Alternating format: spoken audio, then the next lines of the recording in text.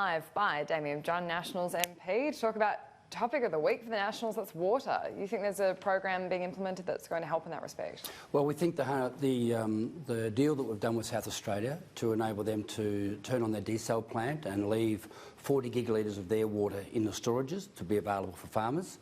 That's a fantastic program, and I want to commend David Littleproud for getting this deal done with South Australia. Ultimately, it's the federal government heavily subsidising this water, and meaning that $600 a megalitre water is going to be available for fodder growers and fodder producers for $100 a megalitre. And so it's basically access to farmers for fodder at a cheaper rate. Yes, that's so it hasn't been made available for those with permanent plantings. So the horticultural industry have been left out. It's predominantly, let's create 120,000 tonnes of extra fodder. So the intent of government is for those farmers that have the capacity to grow additional fodder to access this cheap water, not to sell this water, so you can't buy it in one day and sell it out the next at a significant profit. That's not the intent, and we're not allowed. Farmers will not be allowed to do that. So it's been up. The conditions, the intent of government, the opportunity, the expressions of interest have been online this week now for farmers to go through and look at that and see if they are suitable. For those farmers that have got access to over 1,000 megalitres of water, they're going to be excluded, because this is for those farmers that effectively are not right at the top end of water owners and water users. But it's for those farmers that can either apply for a 50 megalitre lot. You can have 2 applications. So some farmers are going to get 50 megs, some farmers are going to get 100 megs, and if it's oversubscribed, it'll end up going into a ballot, which will mean some farmers may get none. And that's simply the fairest way to allocate this extremely cheap water. Is this going to be enough to placate farmers? We had extraordinary scenes here at Parliament this week, with hundreds marching on Parliament House wanting action on water and wanting to can the Murray-Darling Basin plan. Yeah, no, that's right. No, so the first answer to your question is no, it's not going to be enough. What these farmers want is long-term sustainable change, and I think now that the sentiment between mainstream Australians in our capital cities is now leaning towards our farmers. Is there something that the government can do with water policy that it's more inclined to help our farmers, more so than the previous sentiment throughout mainstream Sydney, Melbourne, Brisbane has been, it's all about the environment. And I think people are now looking at this and saying, well, maybe we've gone too far.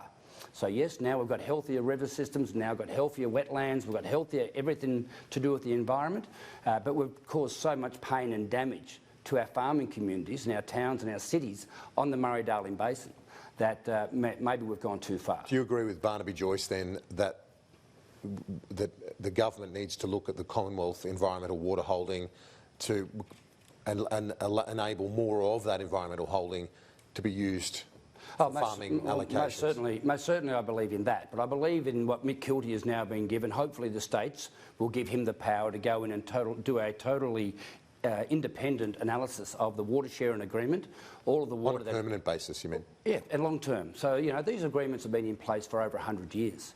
But the water regime that now exists and the water that is traded up and down the river between owners, there's so much of the water used to be used very close to the storages. Now some of the owners that own this water are 400 and 500 kilometres away from the storages. So this water just travels down the river. Some of it's environmental water, some of it is simply conveyancing water, and some of it is environmental water.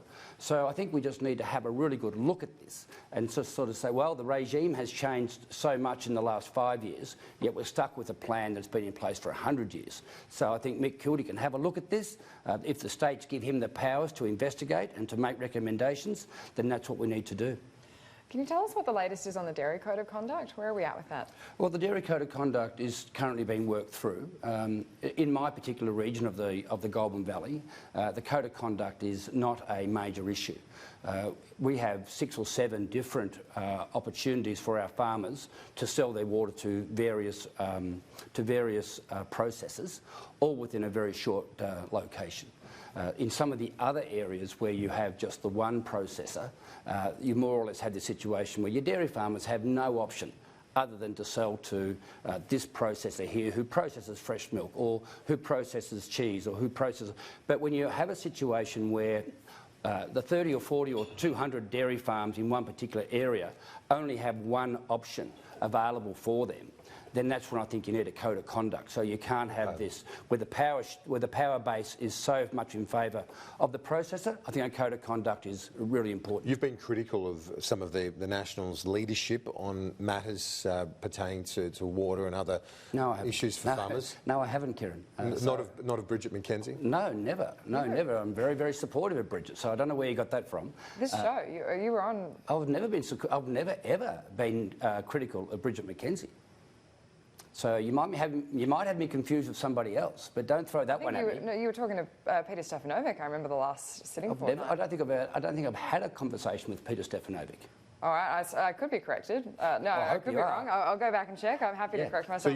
So you're happy with the way that Michael McCormack and Bridget McKenzie are leading the Nationals charge? We saw that dramatic confrontation this week with a farmer saying the Nationals won't exist after the next election unless they manage this and do it urgently. Do you think that Mr McCormack gets it? I know that Michael McCormack gets it. My question is, does mainstream Australia get it? Do the people in Melbourne and Sydney and Brisbane and Adelaide, do they really get it?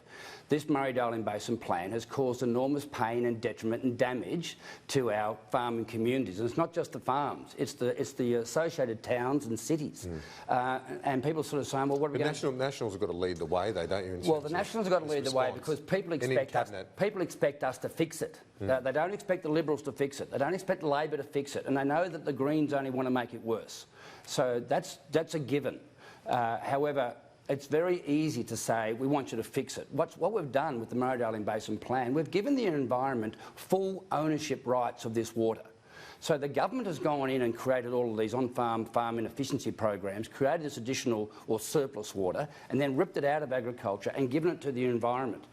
Then we say, in these dry times, we go to the environment and say, maybe we need a little bit of that water loaned back to agriculture to ease the pain. And they're more or less saying, stick it up your jumper. So it's been very harsh. And I think it's been really, really tough on our farming communities. And by that I mean the cities and towns that surround our farming communities. Damien Drum, great to see you. Thanks so much for your time. Thank you very much. Appreciate it.